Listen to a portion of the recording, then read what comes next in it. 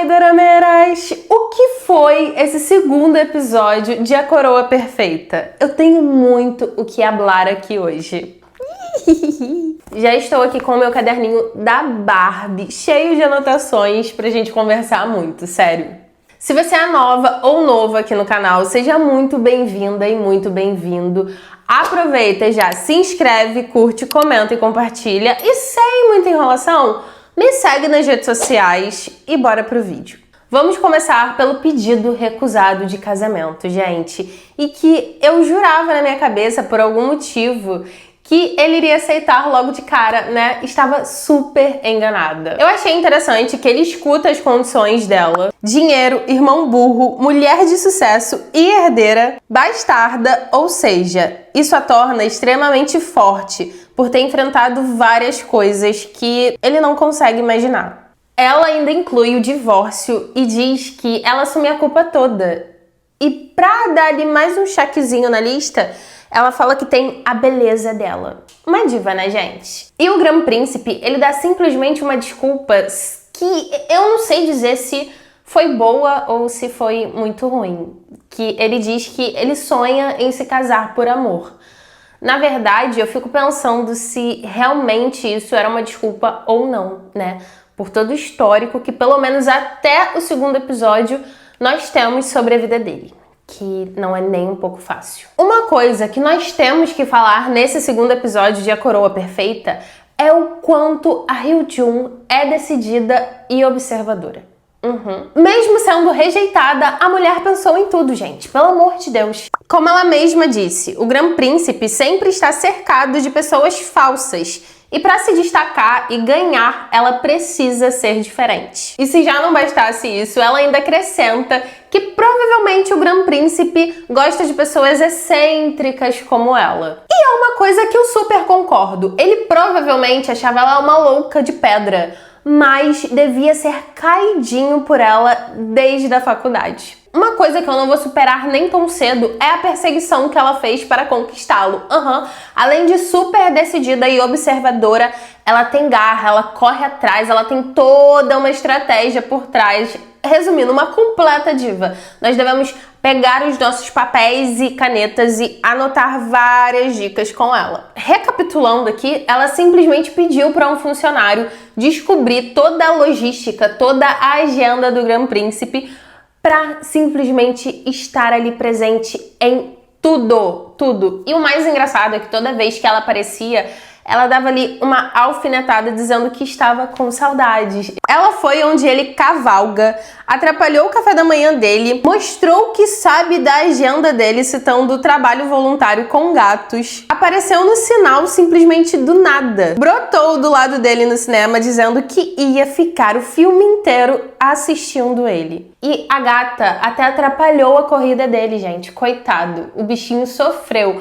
Mas no fundo, eu tenho certeza que ele gostou de cada detalhe. Afinal, a gente pôde perceber que ele também gosta de provocar. Agora, o que eu quero saber nesse momento é qual foi a sua cena favorita do segundo episódio. E eu vou te compartilhar aqui a minha. Uma cena pequena, mas que eu simplesmente amei, foi o Grande Príncipe surtando com as suas roupas, dizendo que precisava de roupas novas, porque queria ficar impecável. Afinal, a louca que estava tentando conquistá-lo aparecia do nada, a qualquer momento. Não importava o que ele estava fazendo. Gente, eu ri tanto daquela cena. E é tão pequenininha, mas se tornou a minha favorita. Nem tudo são flores e nem tudo são risadas e coisas fofinhas. Todo episódio tem uma cena que deixa a gente tensa, a gente sem fôlego, sem saber o que pensar, criando várias teorias. E essa cena pra mim foi quando aparece o flashback, né? A memória ali da rainha mãe, com o rei simplesmente querendo renunciar o trono. E ela completamente revoltada, tomando o papel da mão dele, tacando fogo naquele papel e dizendo que preferia que ele fosse de arrasta pra cima. E logo depois tem a cena de fato dele no fogo, né? No caso, no incêndio. Então, a minha grande teoria, na verdade, desde o primeiro episódio, é que com certeza essa mulher teve alguma coisa a ver com isso, né? E quem saiu traumatizado de certa forma foi o Grande Príncipe, Mas o fato dessa lembrança também ser meio que um pesadelo pra ele me deixou um pouco pensativa do porquê, sabe? Tipo, tem coisa aí. E chegamos agora justamente para falar sobre o momento que tudo vira uma reviravolta ali no nosso episódio, que é quando o Grand Príncipe de fato começa a passar muito mal, né? A gente consegue ver que ele tá com dor de cabeça, febre leve e suando frio. Aquele homem tá suando muito, gente, sem fazer um exercício físico, né? Então o assessor dele fica super preocupado, sem fazer muito alarme. Vai ele mesmo na farmácia ali procurar saber quais são os remédios necessários para ajudar o Grand Príncipe. E nisso, numa dessas idas e voltas, ele encontra a nossa querida diva maravilhosa Hyojun. E eu confesso que ela me surpreendeu chamando o seu médico particular, né? Provavelmente ali o médico da sua família. Ainda pediu para que o médico mantesse em segredo e dissesse que ele foi lá de fato porque ela estava passando mal. Ali, pra mim, foi um momento fofura de tipo assim, meu Deus, se casem, juro. E aí as coisas vão complicando sem a gente perceber, né? Porque ela volta com 2 sanduíches do Subway. Adorei a propaganda assim, ó, o marketing do nada. Deu até vontade de comer um Subway, né, gente? Convenhamos. E é uma delícia. E aí ela chega ali com os 2 sanduíches pra ela e pro assessor, que coitado, ô bichinho pra sofrer. Mal come, sempre se revirando ali pra ajudar, né, o Grand Príncipe. Do nada, simplesmente, a rainha-mãe brota e aí a Hyojun tem que se esconder, né? Quando a rainha-mãe está quase saindo daquele quarto, daquele hotel, ela vê a bolsa. Ela vê a bolsa de uma mulher. E esse foi o grande problema, gente. Convenhamos, né? Ela viu a bolsa da Hyojun, voltou para aquele quarto e viu. E viu o Grand Príncipe ali, ó, continuando só de roupão, com aquela calça. E a Hyojun assim, ó, frente a frente com ele, gente. Deu M, não tinha o que acontecer. Deu M. E ali a rainha-mãe deixa claro que pela manhã o Grand Príncipe vai responder pela transgressão. Só que o Grand Príncipe não é bobo nem nada, né, gente? Vamos chegar nesse ponto. Porém, vamos falar primeiro das fotografias. Que isso, gente? Coitados, eles não conseguem fazer nada sem ser fotografados, sem serem perseguidos. É paparazzi, é Britney Spears, entendeu? É um negócio... Que isso?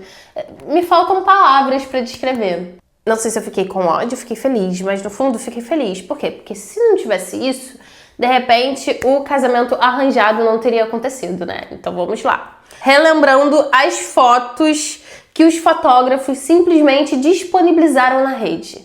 E outra coisa, eu confesso que amei a manchete A Mulher na Sombra do Grand Príncipe. Que delícia! Voltando a falar das fotos, temos a foto do Grand Príncipe fazendo check-in às 16 horas, a Hyojun fazendo check-in às 19 horas, logo após ela sai às 21 horas e voltou com os sanduíches às 21h30. E ainda tem um detalhe de que como o médico também foi fotografado, começou os boatos de ter ali uma gravidez antes do casamento. Que inclusive ela até debocha sobre, né, gente? E eu falei que a Hyojun, ela é bem decidida, mas o Grand Príncipe também é. E ele abusa bastante do seu poder, tá, gente? Isso é uma coisa que eu acho maravilhosa nele. Então ali, logo pela manhã, em vez dele encontrar, gente, a rainha-mãe, o primeiro-ministro, o rei, todo mundo, não, o que ele faz? Vou pra minha casa, minha residência particular e chamem a Hyojun. Lá eles começam a ter a conversa, né? Ela mostra as flores da honraria. Nessa conversa ela explica um pouco sobre a sua família pro Grand Príncipe. E esse eu tenho certeza que foi o ponto-chave dele entender também um pouco da dor dela, não toda por completo, mas entender sim de alguma forma e aceitar o casamento. Ela explica que tem um irmão idiota que foi expulso da Academia Real depois de pagarem para aceitarem ele e afundou uma empresa que teria tido sucesso sozinha. E o oposto dela pro irmão é que quando ela apenas comete um erro, o pai e o conselho decidem colocar o seu irmão no seu lugar. Então eles ficam ali de fato esperando somente um erro dela. E ela cita motivos do porquê isso pode acontecer. Talvez porque o irmão nasceu antes dela. Ou por ser homem. Herdeiro legítimo? Não. Ela enfatiza que é pelo fato de que se casou com uma nobre. E é nesse momento que ela explica que ela simplesmente quer se casar com o Grão Príncipe apenas pelo título. Porque ela se casando com ele, ela teria um título maior do que seu irmão. Agora, minhas irmãs, quando esse homem abre a boca e responde, eu simplesmente fiquei sem ar. Eu acho que eu fiquei sem ar junto com a Hyojun, porque eu fiquei, gente, meu Deus, está acontecendo. Está acontecendo e eu estou ansiosa aqui pelo próximo episódio. Ele simplesmente diz: se prepare para ser a esposa do Grão Príncipe. Você vai ter que enfrentar uma nação inteira. Assim, ali foi de causar arrepios, não tem como. Simplesmente amando esse homem, gente. Meu Deus. Agora o que eu quero saber, eu duvido que não teve uma pessoinha aqui que tá me assistindo que não surtou nesse momento junto comigo, porque me faltam palavras, gente, pra descrever o final desse episódio. E assim, eu tô me segurando muito, porque eu decidi que eu vou fazer um vídeo pra cada episódio. E aí, com isso, eu não posso pular pro próximo episódio. Então você não imagina o quão difícil está sendo pra mim. Sério, você não imagina.